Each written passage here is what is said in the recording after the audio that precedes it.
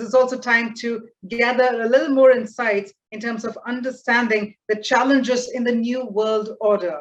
And we'll be gathering this special address from Evarist Bartolo, Minister for Foreign and European Trade, European Affairs, Malta. Ladies and gentlemen, as a Maltese politician within the Labour Party, he currently serves as a Minister for Foreign and European Affairs and previously served as Malta's Minister for Education and Employment between 2013 and 2020. So let's try to understand as we put perspective into this whole new world order, and let's hear it from Evarist Bartolo. As we try to understand the new world that is being created after the pandemic, the new world struggling to address the climate crisis, and the new world order to emerge with the war in Ukraine, we find ourselves like Ptolemy 19 centuries ago and the cartographers of 500 years ago, trying to map the unknown lands they had not discovered and mapped. When denoting these unknown territories, they used to write, "Hic sunt dracones," here are dragons. Which are the dragons that we have to face in our post-COVID world?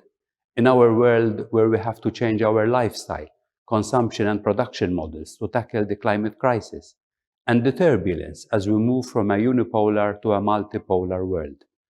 In the post-COVID world, we are creating new supply and value chains, where globalization becomes regionalization as we reshore and nearshore economic operations and products that had been transferred to faraway lands that were cheaper and more competitive.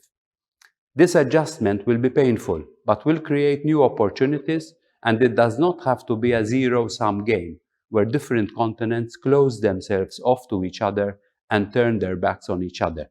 This is neither desirable nor realistic. Regionalization and globalization can complement each other if they are managed well and through cooperation rather than conflict.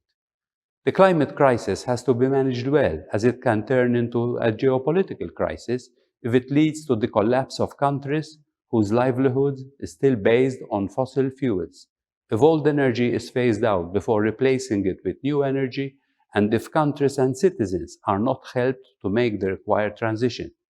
There will be a backlash if the measures needed to be taken to deal with the climate crisis are seen more risky and threatening than the climate crisis itself, which is ravaging the planet with drought, extreme weather, wildfires, flooding, rising sea levels.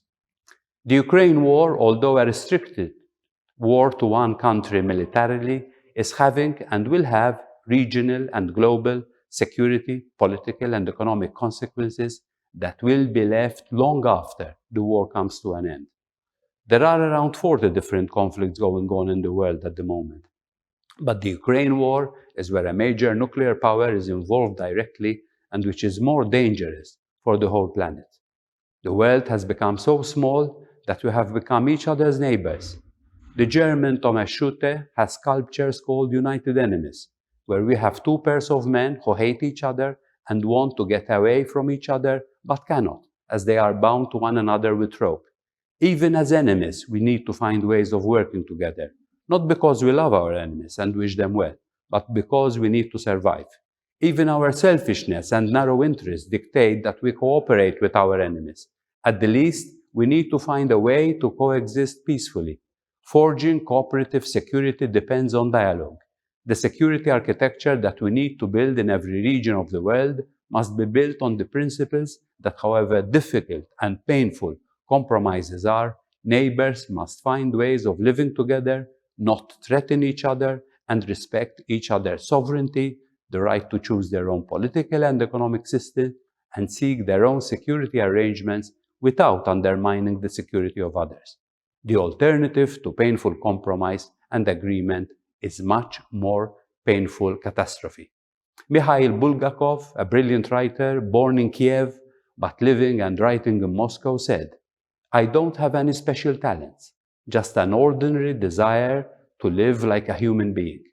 We still live in a world where millions are being denied this basic desire through wars, oppression, poverty, and inequality.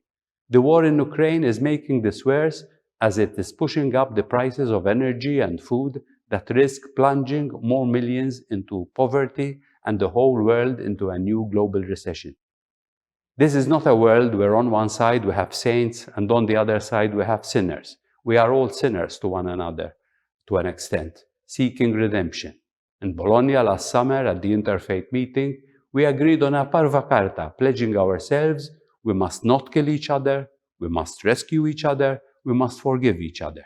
We concluded that for people to prosper and for the planet to be saved, the three P's of people, prosperity, and planet must be complemented by peace. Without peace, everything falls apart. Thank you.